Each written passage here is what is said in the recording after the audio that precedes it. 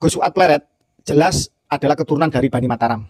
Gus Fuad Pleret adalah jelas keturunan dari seluruh Wali Songo yang mengalir di dalam darah keluarga Mataram. Dari keluarga kami bertiga, juga Kiai Syarif Rahmat yang sementara ini yang sering tampil di publik, itu adalah dari keluarga Kiai Syihabuddin Dongkelan, Masjid Patok Negoro. Salah satu dulu penghulu atau bahasa gampangannya itu Mufti Agung Mataram Islam, Menteri Agama Yogyakarta, Ngayogyakarta Hadiningrat pertama di era Hamengkubuwono pertama.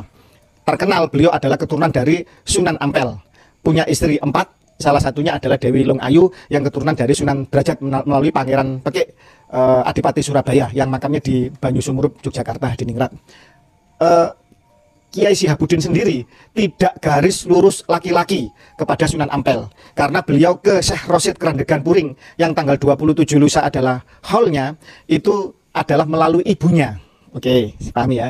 Jadi Kiai Syihabuddin keturunan Ampel tetapi tidak langsung lurus laki-laki, melalui ibunya yang itu adalah putri dari Syekh Rosid Kerandegan Puring, Petanahan di Kebumen. Tadi malam alhamdulillah saya dengan Kiai Syarif Rahmat sempat ziarah ke sana, tapi karena kesibukan Kiai Syarif sehingga beliau langsung balik ke kesibukannya ke Lampung dan beberapa daerah di Indonesia. Memang beliau kiai tingkat nasional kan begitu.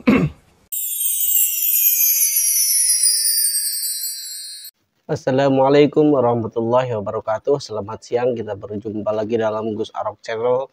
Semoga kita semua selalu dalam lindungan Allah Subhanahu wa Ta'ala. Oke, kali ini saya ingin membahas tentang sebuah video yang belum lama ini diupload oleh salah satu YouTuber, yaitu Gus Fuad Pleret, di mana dalam konten itu Gus Fuad Pleret itu mempublikasikan bahwa Gus Fuad Pleret itu sudah melakukan tes DNA. Dan di situ juga Gus Fuad Pleret menyertakan bagaimana hasil dari tes DNA yang tercantum di dalam channelnya ya, yang ada di situ. Jadi semuanya bisa melihat dan semuanya bisa menganalisis. Namun sayangnya dalam konten tersebut Gus Fuad tidak langsung mengatakan bahwa hasil dari tes DNA-nya itu haplogrupnya apa. Hanya memastikan, Dr. Sugeng memastikan bahwa haplogrup dari Gus Fuad Pleret bukan merupakan secara garis linear laki-laki ya, bukan merupakan keturunan dari Rasulullah dan juga bukan merupakan bagian dari Ba'alawi haplogrup. Nah, sebelum kita bahas, marilah kita tonton videonya terlebih dahulu. Dan bagi saya sendiri sejak dulu itu buku nasab, kemudian haplogrup itu bagi saya itu enggak merasa itu sesuatu banget gitu. Makanya berkali-kali saya itu dikirimi buku nasab oleh keluarga, itu enggak pernah saya baca. Saya itu malah jadi paham garis keturunan saya gara-gara ketemu saudara saya Gus Fakih. Seandainya tidak ketemu Gus Fakih saya enggak tahu. Meskipun secara umum saya ngerti lah saya keturunannya apa Kiai Syihabuddin, Kiai Nuriman, ke Sunan Giri, ke Sunan Gunung Jati, ke Sunan Kalijogo, ke Sunan Ngampel, tapi ya Sunan Derajat. Bagi saya itu semua nggak terlalu saya pikirkan itu. Cuma masalah ini saya pikirkan menjadi concern saya karena sekelompok orang yang berhaplogrup G yaitu para Habib itu dengan klaim mereka sebagai keturunan Nabi itu saya lihat itu berbahaya untuk kebangsaan kita, gitu. Berbahaya untuk Pancasila. Sampai hari ini pun kan para Habib itu nggak pernah bilang Pancasila harga mati. Dan kalau NKRI harga mati banyak lah, si Dukun itu juga berkali-kali bilang kan. Tetapi kalau bilang Pancasila harga mati nggak pernah saya dengar. Kemudian apa yang mereka lakukan, ya, itu berbahaya untuk kebinekaan kita, untuk keindonesiaan kita. Itu yang menjadi konsennya. Konsen saya itu ada konsen kebangsaan. Saya sudah berkali-kali sampaikan kalau soal Pancasila, Bhinneka Tunggal Ika, Undang-Undang Dasar, NKRI. Ada yang ganggu, ada yang mau merusak secara halus, secara apa itu langsung atau tidak langsung. Saya mendeteksi di situ ada bahaya, maka akan saya lawan dan saya tidak mundur 1 senti pun. Jadi diingat itu para Habib, si Rijek, si Bahar, si Taufik Segaf, saya tidak mundur 1 senti pun. Karena kalian berbahaya untuk Pancasila. Kalian masih mau bikin khilafah, kalian mau bikin NKRI bersyariat, saya lawan sampai dimanapun. Apalagi kalian bukan keturunan Nabi, kalian itu haplogrupnya G, kalian itu Yahudi Khazar. Gitu loh, kalian keturunan Anda Belanda dan macam-macam dengan saya asli Nusantara. Negara ini didirikan oleh nenek moyang saya, oleh Nahdlatul Ulama, oleh Muhammadiyah, dan Muhammadiyah dan NU, kalian obok-obok juga.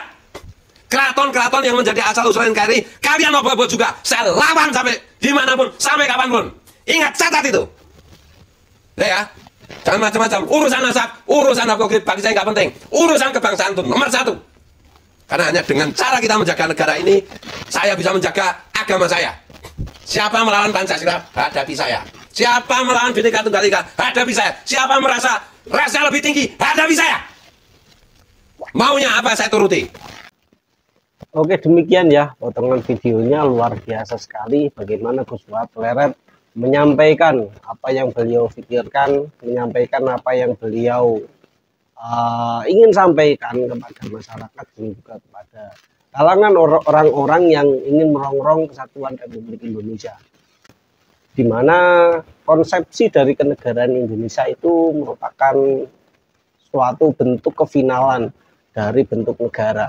Sudah tidak boleh lagi negara ini diubah-ubah menjadi negara yang selain landasannya adalah Pancasila, kemudian Undang-Undang Dasar 1945, NKRI, itu sudah nggak boleh. Pokoknya yang terbaik untuk Indonesia itu adalah yang seperti sekarang. Karena sampai dengan hari ini masih kita temukan banyak sekali orang-orang yang merongrong, banyak sekali orang-orang yang menginginkan adanya perubahan mendasar, perubahan dalam skala nasional yang ingin merubah dari esensi kenegaraan Indonesia yang awalnya demokrasi menggunakan falsafah Pancasila ingin diganti menjadi bentuk kekhilafahan, ingin menjadi bentuk yang sesuai dengan syariat Islam. Namun padahal ketika kita mengkaji tentang negara Islam itu sendiri, itu tidak ada bentuk negara Islam yang final. Tidak ada bentuk negara Islam yang menjadi bentuk idealnya suatu negara, itu nggak ada. Masing-masing bentuk kenegaraan Islam yang kita pelajari dari sejarah-sejarah, mulai dari kehilafahannya Bani Umayyah, kemudian Bani Abbasiyah, Turki Ottoman, kemudian Mughal, kemudian Samawi, dan kerajaan-kerajaan Muslim yang lain, dan negara-negara Muslim yang sampai sekarang masih menggunakan falsafah tentang negara Islam, itu tidak ada bentuk kesamaan secara sistematis. Semuanya menggunakan pola yang berbeda-beda. Semuanya menggunakan kulturnya masing-masing. Semuanya mengkondisikan sesuai dengan kondisinya masing-masing. Itu artinya apa? Itu artinya adalah negara Islam itu tidak ada yang bentuknya itu final, sesuai dengan kesepakatan semua ulama yang disepakati oleh semua orang Muslim bentuknya seperti ini. Itu enggak ada. Itu semuanya memiliki bentuk yang berbeda-beda. Semua kerajaan-kerajaan Muslim, semua dinasti-dinasti Muslim itu memiliki bentuk pemerintahan yang berbeda-beda, tidak sama. Walaupun mengatasnamakan bahwa negara tersebut menganut paham syariat Islam, tapi dalam pelaksanaannya syariat Islam yang diberlakukan oleh setiap negara itu berbeda-beda. Oleh karena itu, seperti di Fuad itu menekankan bahwa udahlah, Indonesia itu sudah nggak perlu lagi digembar-gemburkan negara Indonesia harus bersyariat Islam, karena Indonesia memiliki konteksnya sendiri. Kalau seandainya negara Indonesia ini dipaksakan untuk menggunakan syariat Islam, ini akan menimbulkan konflik yang tidak berkesudahan. Kita bayangkan saja, kalau dari aspek keagamaan di Indonesia, itu ada 6 agama yang ada di Indonesia. Bagaimana negara akan mengatur agama-agama yang berbeda ini, sementara landasan yang digunakan adalah landasan negara Islam. Kemudian ketika berbicara tentang aliran-aliran yang ada di Indonesia, aliran-aliran Islam ya, di Indonesia sangat multidimensi, sangat multikultur, di mana aliran-aliran Islam itu beraneka macam. Ada ormas-ormas, ada NU, ada Muhammadiyah, ada PUI, ada PRS, ada LDII, kemudian ada Salafi, ada Ahmadiyah, ada Syiah, ada apa lagi ya. Itu sangat banyak di Indonesia. Maka Kalau kita berbicara tentang syariat Islam yang mana? Apakah syariat Islamnya itu ala-ala HTI? Sementara orang-orang Muhammadiyah, orang-orang NU, orang-orang Persis, orang-orang PUI, semuanya tidak sepakat dengan konsep yang disodorkan oleh HTI. Maka kalau seandainya negara Indonesia ini ingin dijadikan sebagai negara yang bersyariah, syariah yang seperti apa yang akan digunakan? Ini masih menjadi PR yang sangat panjang. Oleh karena itu, untuk mencapai suatu negara yang syariah, itu sangat-sangat membutuhkan waktu yang sangat panjang, dan sampai dengan detik hari ini itu belum ada konsepsi kesepakatan bagaimana Indonesia kalau seandainya ingin bersyariah. Itu nggak ada konsepnya, itu nggak ada kesepakatannya. Karena itu sangat jauh ketika Indonesia ingin dijadikan sebagai negara bersyariah. Kalau kita berbicara tentang Gus Fuad, yang saya pahami dari Gus Fuad, karena dulu saya ketika pesantren itu letak pesantren saya tidak jauh dari lokasinya Gus Fuad Pleret, dan dalam beberapa konten YouTube-nya Gus Fuad Pleret, ternyata dulu waktu Gus Fuad muda itu juga beberapa kali ternyata beberapa kali sering ke pesantren di mana saya dulu pesantren di sana. Itu pesantrennya dari Bauhid ya, Bauhid.